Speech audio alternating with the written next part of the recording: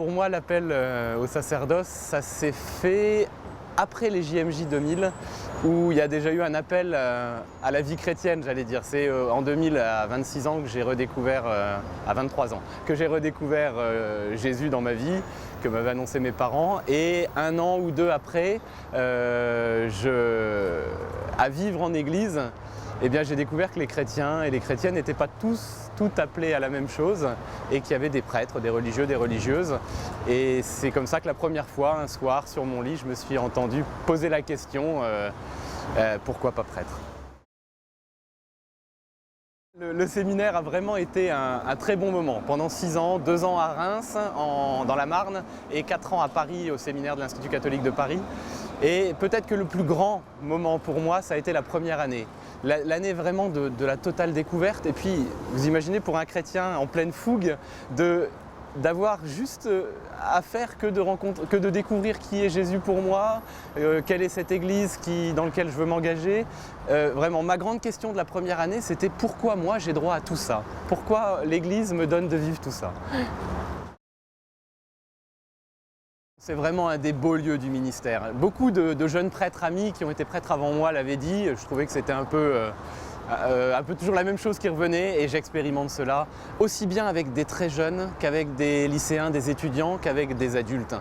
Pourquoi c'est un très beau lieu pour moi? Parce que eh bien, c'est impressionnant de voir le témoignage des chrétiens que je rencontre qui se tournent résolument vers le Seigneur en leur confiant les misères de leur vie et en leur confiant aussi leur conviction que Dieu est toute miséricorde et qu'il les accueille.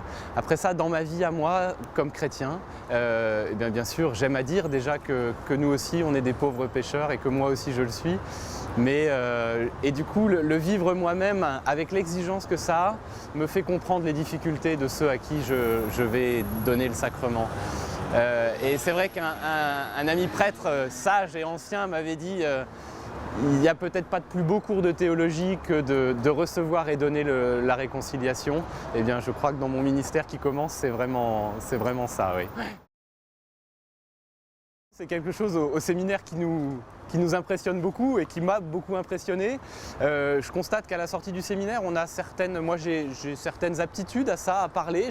J'ai du plaisir à parler, à communiquer avec les chrétiens qui sont rassemblés pendant la messe. Mais par contre, je parlais d'ascèse de la prière, la préparation, on nous dit que ce serait bien de démarrer le lundi pour le dimanche.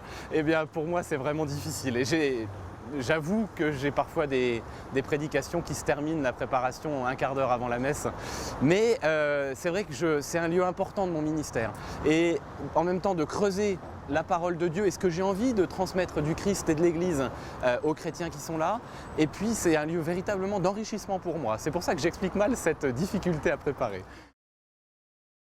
C'est pas simple, d'autant que pour moi, je me rends compte que ça m'est pas naturel. C'est-à-dire que je sais que c'est bon pour moi, je sais que c'est là que va se trouver le tonus de mon ministère, et en même temps, c'est une véritable ascèse. Il faut prendre du temps, il faut, dans l'agenda de la journée, se poser, dire voilà, là je prends une demi-heure pour prier. Et ça ne rentre pas facilement dans nos agendas, c'est vrai, oui.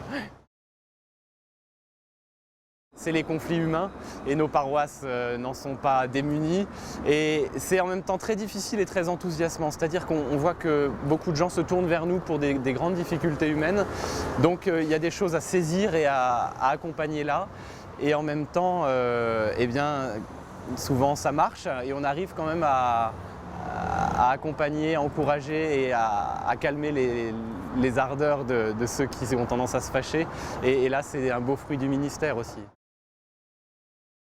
Elles sont majoritaires déjà, moi dans ma petite expérience de jeune prêtre.